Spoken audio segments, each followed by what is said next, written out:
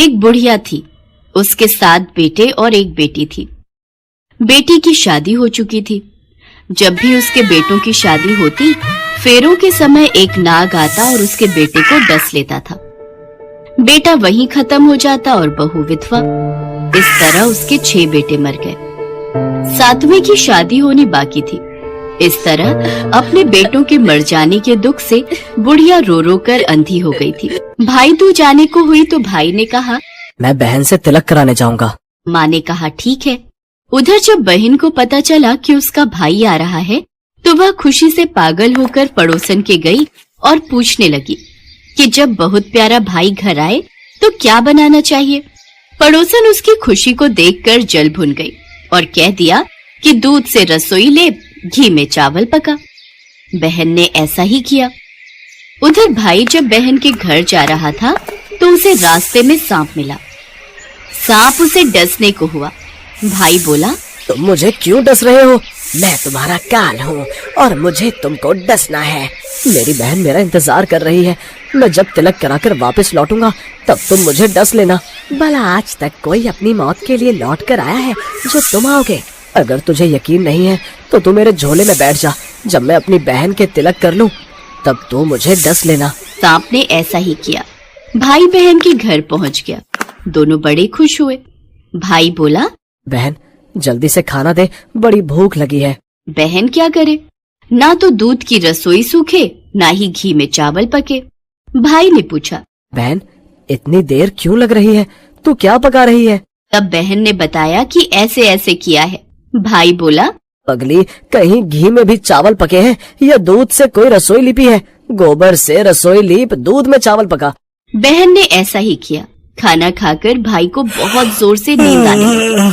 इतने में बहन के बच्चे आ गए। बोले, मामा मामा हमारे लिए क्या लाए हो? भाई बोला, मैं तो कुछ नहीं लाया। बच्चों ने वह झोला ले लिया जिसमें सांप था। जैसे ही उसे खोला, उसमें से हीरे का हार निकला। बहन ने कहा, भैया तुमने बताया नहीं कि तुम मेरे लिए इतना सुंदर हार लाए हो। बहना, तुझे पसंद है तो तू ले ले, मुझे हार का क्या करना।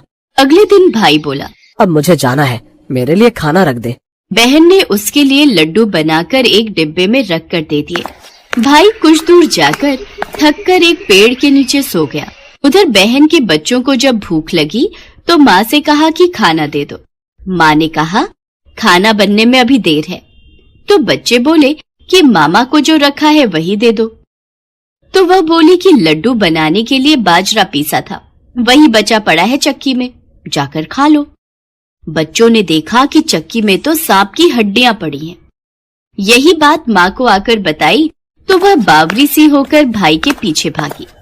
रास्ते भर लोगों से पूछती कि किसी ने मेरा गैल बाटोई देखा, किसी ने मेरा बावड़ा सा भाई देखा। तब एक ने बताया कि कोई लेटा तो है पेड़ के नीचे, देख ले, वही तो नहीं। भागी भागी पेड़ के नीचे पहुंची, अपने भाई को नींद से उठाया। भैया भैया, कहीं तूने मेरे लड्डू तो नहीं खाए? ये ले तेरे लड्डू। नहीं खाए मैंने। ले दे के लड्डू ही तो दिए थे, उसके भी पीछे पीछे आ गई। नहीं भाई, तू झूठ बोल रहा है, जरूर तूने खाया है। अब तो मैं तेरे साथ चलूंगी। तू नहीं मान रही तो चल फिर। चलते चलते बहन को प्यास लगती है। वह भाई को कहती है कि मुझे पानी पीना है। भाई बोला, अब मैं यहाँ तेरे लिए पानी कहाँ से लाऊं? देख, दूर कहीं चील उड़ रही है, चली जा, वहाँ शायद तुझे पानी मिल जाए। तब बहन वहाँ गई और पानी पीकर जब लौट रही थी तो रास्ते में देखती है कि एक जगह जमीन में 6 शिलाएं गड़ी हैं और एक बिना गड़े रखी हुई थी। उसने एक बुढ़िया से पूछा कि ये शिलाएं कैसी हैं। उस बुढ़िया ने बताया कि एक बुढ़िया है, उसके 7 बेटे थे। 6 बेटे तो शादी के मंडप में ही मर चुके हैं, तो उनके नाम की ये शिलाएं जमीन में गड़ी हैं। अभी 7वें की शादी होनी बाकी है। जब उसकी शादी होगी तो वह भी मंडप में ही मर जाएगा, तब यह 7वीं शिला भी जमीन में गड़ जाएगी। यह सुनकर बहन समझ गई कि ये शिलाएं किसी और की नहीं बल्कि उसके भाइयों के नाम की है। उसने उस बुढ़िया से अपने 7वें भाई को बचाने का उपाय पूछा। बुढ़िया ने उसे बतला दिया कि वह अपने 7वें भाई को कैसे बचा सकती है। सब जानकर वह वहां से अपने बाल खुले करके पागलों की तरह अपने भाई को गालियां देती हुई चली। भाई के पास आकर बोलने लगी, तू तो जलेगा, कुटेगा, मरेगा। भाई उसके ऐसे व्यवहार को देखकर चौंक गया, पर उसे कुछ समझ नहीं आया। इसी तरह दोनों भाई बहन माँ के घर पहुंच गए। थोड़े समय के बाद भाई के लिए सगाई आने लगी। उसकी शादी तय हो गई। जब भाई को सेहरा पहनाने लगे तो वह बोली, इसको क्यों सेहरा बंधेगा? सेहरा तो मैं पहनूंगी, ये तो जलेगा, मरेगा। सब लोगों ने परेशान होकर सेहरा बहन को दे दिया। बहन ने देखा उसमें कलंगी की जगह सांप का बच्चा था। बहन ने उसे निकालकर फेंक दिया। अब जब भाई घोड़ी चढ़ने लगा तो बहन फिर बोली, ये घोड़ी पर क्यों चढ़ेगा? घोड़ी पर तो मैं बैठूंगी, ये तो जलेगा, मरेगा, इसकी लाश को चील कौवे खाएंगे। सब लोग बहुत परेशान। सबने उसे घोड़ी पर भी चढ़ने दिया। अब जब बारात चलने को हुई तब बहन बोली, ये क्यों दरवाजे से निकलेगा? ये तो पीछे के रास्ते से जाएगा, दरवाजे से तो मैं निकलूंगी। जब वो दरवाजे के नीचे से जा रही थी तो दरवाजा अचानक गिरने लगा। बहन ने एक ईंट उठाकर अपनी चुनरी में रख ली। दरवाजा वहीं का वहीं रुक गया। सब लोगों को बड़ा अचंभा हुआ। रास्ते में एक जगह बारात रुकी तो भाई को पीपल के पेड़ के नीचे खड़ा कर दिया। बहन कहने लगी, ये क्यों छांव में खड़ा होगा? ये तो धूप में खड़ा होगा, छांव में तो मैं खड़ी होंगी। जैसे ही वो पेड़ के नीचे खड़ी हुई, पेड़ गिरने लगा। बहन ने एक पत्ता तोड़कर अपनी चुनरी में रख लिया। पेड़ वहीं का वहीं रुक गया। अब तो सबको विश्वास हो गया कि ये बावली कोई जादू टोना सीख कर आई है, जो बार बार अपने भाई की रक्षा कर रही है। ऐसे करते करते फेरों का समय आ गया। जब दुल्हन आई तो उसने दुल्हन के कान में कहा, अब तक तो मैंने तेरे पति को बचा लिया, अब तू ही अपने पति को और साथ ही अपने मरे हुए जेठों को बचा सकती है। फेरों के समय एक नाग आया। वो जैसे ही दूल्हे को डसने को हुआ, दुल्हन ने उसे एक लोटे में भर के ऊपर से प्लेट बंद कर दी। थोड़ी देर बाद नागिन लहर लहर करती आई। दुल्हन से बोली, तू मेरा पति छोड़। दुल्हन बोली, पहले तू मेरा पति छोड़। नागिन ने कहा, ठीक है, मैंने तेरा पति छोड़ा। ऐसे नहीं, पहले 3 बार बोल। नागिन ने 3 बार बोला, फिर बोली कि अब मेरे पति को छोड़। दुल्हन बोली, एक मेरे पति से क्या होगा? हंसने बोलने के लिए जेठ भी तो होना चाहिए, एक जेठ भी छोड़। नागिन ने जेठ के भी प्राण दे दिए। फिर दुल्हन ने कहा, एक जेठ से लड़ाई हो गई तो एक और जेठ छोड़। वो विदेश चला गया तो तीसरा जेठ भी छोड़। इस तरह एक एक करके दुल्हन ने अपने 6 जेठ जीवित करा लिए। उधर रो रो कर बुढ़िया का बुरा हाल था कि अब तो मेरा 7वां बेटा भी बाकी बेटों की तरह मर जाएगा। गांव वालों ने उसे बताया कि उसके 7 बेटा और बहुएं आ रही हैं। तो बुढ़िया बोली, अगर ये बात सच हो तो मेरी आंखों की रोशनी वापस आ जाए और मेरे सीने से दूध की धार बहने लगे। ऐसा ही हुआ। अपने सारे बहू बेटों को देखकर वह बहुत खुश हुई। बोली, यह सब तो मेरी बाबली का किया है, कहाँ है मेरी बेटी? सब बहन को ढूंढने लगे। देखा तो वो भूसे की कोठरी में सो रही थी। जब उसे पता चला कि उसका भाई सही सलामत है तो वो अपने घर को चली। उसके पीछे पीछे सारी लक्ष्मी भी जाने लगी। बुढ़िया ने कहा, बेटी पीछे मुड़कर देख, तू सारी लक्ष्मी ले जाएगी तो तेरे भाई भाभी क्या खाएंगे? तब बहन ने पीछे मुड़कर देखा और कहा, जो माँ ने अपने हाथों से दिया वह मेरे साथ चल, बाद बाकी का भाई भाभी के पास रह। इस तरह एक बहन ने अपने भाई की रक्षा की।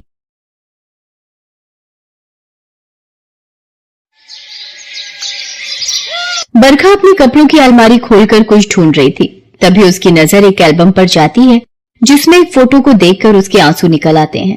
तभी मनीष उसे कहता है, बरखा फिर ये एल्बम खोलकर बैठ गई। 6 साल हो गए हैं, अब तो याद करना छोड़ दो अपने भाई को। जब वो लोग तुम्हें याद नहीं करते तो तुम क्यों अपना मन दुखा रही हो? कैसे याद ना करूं? अगले महीने भाई दूज है, याद तो आएगी ना। और मुझे पता है अनिल भैया भी मुझे याद कर रहे होंगे। काश उस दिन एक बार तो उन्होंने मेरी बात पर विश्वास किया होता तो हम दोनों भाई बहनों के बीच गलतफहमी ना होती। अनिल जी, ये आपके पापा ने मरते वक्त जो वसीयत बनाई थी उसके हिसाब से आपके और बरखा बिटिया के बीच ये जायदाद बांटी जाएगी। वकील साहब, इसमें हमारे बच्चों के नाम कोई हिस्सा नहीं है, जबकि बरखा की बेटी के नाम पापा जी ने जन्म के वक्त 50 लाख की एफडी पहले ही करवा दी थी। अब बरखा को भी उनके मरने के बाद आधा हिस्सा मिल जाएगा। रागिनी जी, ये एफडी बरखा बिटिया की बेटी के जन्म के समय की है। तो फिर जायदाद में से बरखा को वैसे भी कुछ नहीं मिलना चाहिए। तभी बरखा भी आ जाती है। बरखा, तुम तो ठीक रही, 50 लाख रुपए भी हथिया लिए और आधी जायदाद भी हड़प ली। पर भाभी हुआ क्या है? बरखा, रागिनी सही बोल रही है। पापा ने लग रहा है तुम्हें ही हमेशा अपनी औलाद माना, तभी मेरे बच्चों के नाम कुछ नहीं कर गए। कैसी बातें कर रहे हो भैया? मैंने कभी इस बात के लिए नहीं सोचा। आप चाहते हो तो मैं सारी जायदाद आपके नाम कर देती हूँ, पर इस तरह से मुझसे रिश्ता तो मत तोड़ो। मतलब तू मेरे नाम ये जायदाद कर दे और दुनिया वाले ये कहे कि मैं बहन के हिस्से के भी पैसे खा गया। ये तो पापा जी को सोचना चाहिए था जब वो जायदाद के कागज बना रहे थे। रागिनी, इसे बोल दो आज के बाद मेरा इससे कोई मतलब नहीं है। पर भैया मेरी गलती क्या है? गलती तेरी नहीं मेरी है। मेरा ही नसीब खराब है कि तू मेरी बहन है। आज के बाद मेरा और तेरा रिश्ता खत्म। भैया पैसों के लिए आप अपनी बहन से रिश्ता तोड़ दोगे? आप एक बार बोल कर तो देखते, मैं सब कुछ आपके नाम कर देती। दोनों बहन भाइयों को मिले 6 साल हो गए थे। अनिल और रागिनी का 5 साल का बेटा हो चुका था। एक दिन उसके स्कूल से उसकी टीचर का फोन आया। रागिनी जी, आपका बेटा अंश प्लेग्राउंड में खेलते हुए बेहोश हो गया है। रागिनी और अनिल अंश को अस्पताल ले जाते हैं। डॉक्टर उन्हें बताता है, सारी रिपोर्ट्स आ गई हैं। हमें पता चला है कि अंश के दिल में छेद है। इसका ऑपरेशन करना होगा। इसके लिए आपको हार्ट सर्जन से बात करनी होगी। हाँ डॉक्टर साहब, आप बताइए किससे बात करनी होगी? कितने भी पैसे लगे मैं अपने बेटे के लिए लगाऊंगा। देखिए, मेरी नजर में सबसे बेस्ट और जाने माने स्पेशलिस्ट हैं डॉक्टर मनीष, जिनकी आज तक एक भी हार्ट सर्जरी फेल नहीं हुई है। मेरी माने तो आपको उनसे अच्छा हार्ट सर्जन कहीं नहीं मिलेगा। डॉक्टर मनीष का नाम सुनकर अनिल और रागिनी चौंक जाते हैं। भैया, आज भाई दूज का त्योहार है। मैं आपको हमेशा अपने हाथों से भाई दूज का तिलक करती हूँ। क्या मैं आपको भाई दूज का तिलक करने आ सकती हूँ? कौन है जी फोन पर? 1 मिनट। आज के बाद दोबारा इन्हें फोन करके बहलाने फुसलाने की कोशिश की तो मुझसे बुरा कोई नहीं होगा। या फिर तू समझती है कि ये भाई बहन के रिश्ते में जो दरार है उसे तू आंसुओं के सीमेंट से भर देगी? तो ये तू भूल जा। आज के बाद फोन मत कर लेना यहाँ। अनिल, मैंने बरखा के साथ इतना बुरा व्यवहार किया है। मेरे तो हाथ कांप रहे उसे फोन मिलाते भी। पर रागिनी, ये हमारे बच्चे अंश की जिंदगी का सवाल है। हमें मनीष जी से बात करनी ही होगी। हाँ, लेकिन मुझे लगता है पहले मुझे बरखा से बात करनी चाहिए। पर किस मुंह से मैं बरखा को फोन मिलाऊंगा? देखिए, फोन तो करना ही पड़ेगा। हमारे लिए अंश की जिंदगी बचाना जरूरी है। इसके लिए चाहे मुझे बरखा और मनीष जी के पैरों में ही क्यों न गिरना पड़े। अनिल कांपते हाथों से बरखा को फोन मिलाता है। बरखा फोन उठाती है। अनिल जैसे ही हेलो करता है, 6 साल बाद अपने भाई की आवाज सुनकर बरखा कुछ सेकंड के लिए चुप हो जाती है। फिर वो बोलती है, भैया, आप इतने सालों बाद आपकी आवाज को सुनने के लिए कान तरस गए थे। कैसे हो भैया? रागिनी भाभी कैसी है? मुझे पता चला था कि मेरा एक प्यारा सा भतीजा है। अब तो वो 5 साल का हो गया होगा। बरखा की बातें सुनकर अनिल फूट फूट कर रो पड़ता है। क्या हुआ भैया? सब ठीक तो है ना? आप रोने क्यों लगे? मुझे बताओ क्या हुआ है, मेरा दिल घबरा रहा है। अनिल बरखा को रोते हुए सारी बात बताता है, जिसे सुनकर बरखा भी घबरा जाती है और रोने लगती है। अनिल उसे बताता है, बरखा, डॉक्टर ने कहा है कि सिर्फ मनीष जी ही अंश के दिल का ऑपरेशन कर सकते हैं। उनके अलावा बेस्ट हार्ट सर्जन कोई नहीं है। भैया आप चिंता मत करो, मैं मनीष जी से बात करती हूँ। शाम को जब मनीष घर आता है तो बरखा उसे सारी बात बताती है, जिसे सुनकर मनीष उसे कहता है, बरखा, मैं एक डॉक्टर हूँ। किसी मरीज की जान बचाना मेरा फर्ज है। पर क्या तुम वो दिन भुला पाओगी जब अनिल और रागिनी ने तुम्हारी 6 साल तक कोई सुध नहीं ली? तुम हर राखी, हर भाई दूज पर अपने भाई का इंतजार कर रही हो। तुम्हारी गलती ना होते हुए भी तुम्हें रिश्तों से दूर रहने की सजा मिली।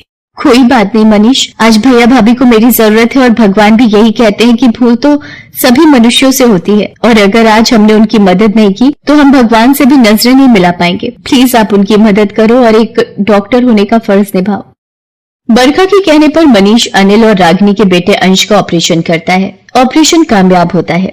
अनिल मनीष से भी माफी मांगने लगता है, पर मनीष उसे गले लगा लेता है। रागिनी भी बरखा के गले लग जाती है। कुछ दिन बाद अंश को हॉस्पिटल से छुट्टी मिल जाती है। सब लोग मिलकर दिवाली का त्योहार मनाते हैं और फिर भाई दूज का दिन आता है। बरखा अनिल को भाई दूज का तिलक करती है। बरखा की बेटी शाइना भी अंश को तिलक लगाती है। बरखा मेरी बहन, आज तूने भाई दूज का तिलक करके मुझे माफी दे दी। मेरी बहन, आज तूने ये साबित कर दिया कि भाई बहन का रिश्ता पक्के धागों से बंधा होता है। और फिर भाई दूज का त्योहार करके अनिल और बरखा एक दूसरे के गले लगकर रोने लगते हैं। उस दिन दोनों की आंखों में खुशी के आंसू थे। इस प्रकार की रोचक कहानियों को सुनने के लिए हमारे इस चैनल को लाइक, शेयर और सब्सक्राइब करें और हाँ, बेल आइकन जरूर दबाएं ताकि रोचक कहानियों का नोटिफिकेशन सबसे पहले आप तक पहुंचे। नमस्कार।